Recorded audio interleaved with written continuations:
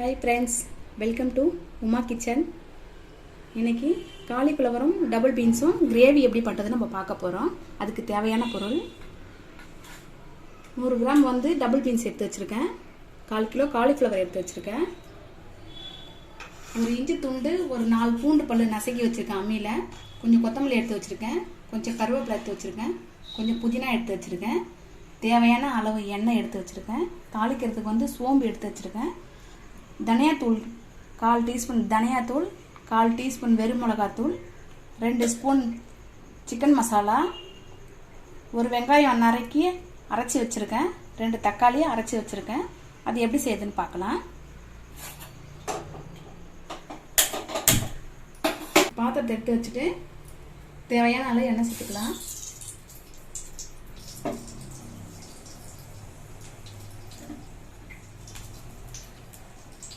கொஞ்சம் சோம்பு சேர்த்துக்கலாம்.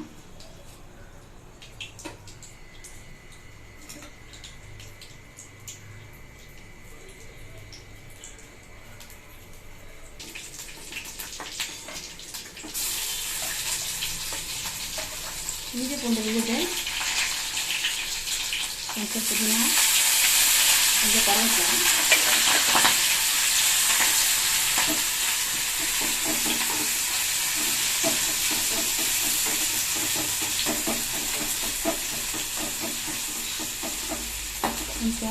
வெங்காயம் சேர்த்துக்கலாம்.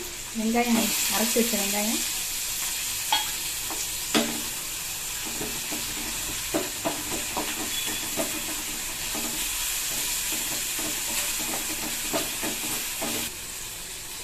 தக்காளி சேர்த்துக்கலாம். வெங்காயம் வதங்கிடுச்சு, இப்போ தக்காளி சேர்த்துக்கலாம்.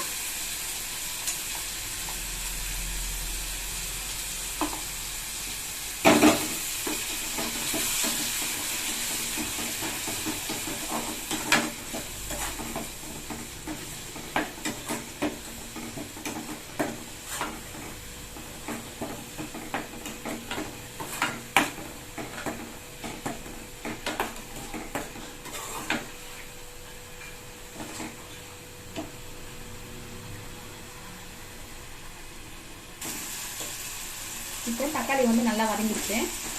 இப்போ அதில் டபுள் பீன்ஸ் சேர்த்துலாம்.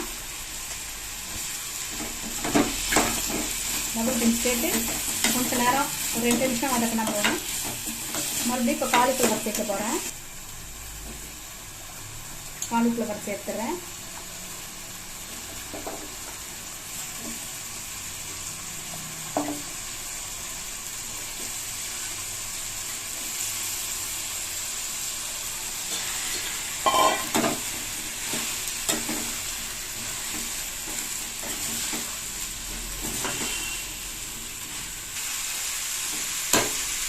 தேவையான அளவு உப்பு சேர்த்துக்கலாம்.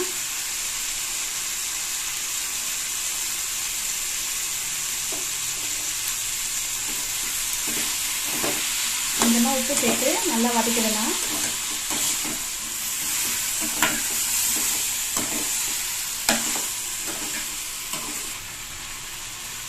சிக்கன் மசாலா சேர்த்துறேன்.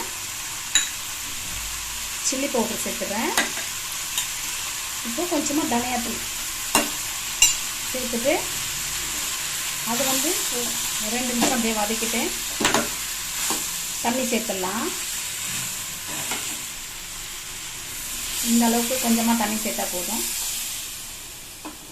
புதினாவை சேர்த்துக்கிறேன். கொத்தமல்லி வந்து லாஸ்ட்டாக சேர்த்துக்கலாம்.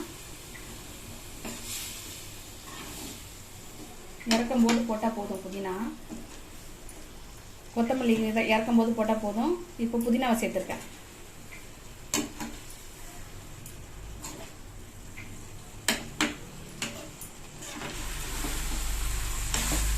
இப்போ நல்லா கிரேவி ரெடி ஆயிடுச்சு. இறக்குற பதத்துக்கு வந்துடுச்சு. இப்போ இறக்கிடலாம். கொத்தமல்லி தூவிக்கலாம்.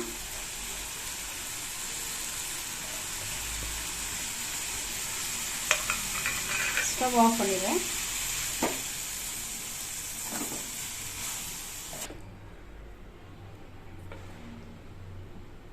பாருங்க, டேஸ்டான சுவையான கிரேவி ரெடியாக இருக்குது.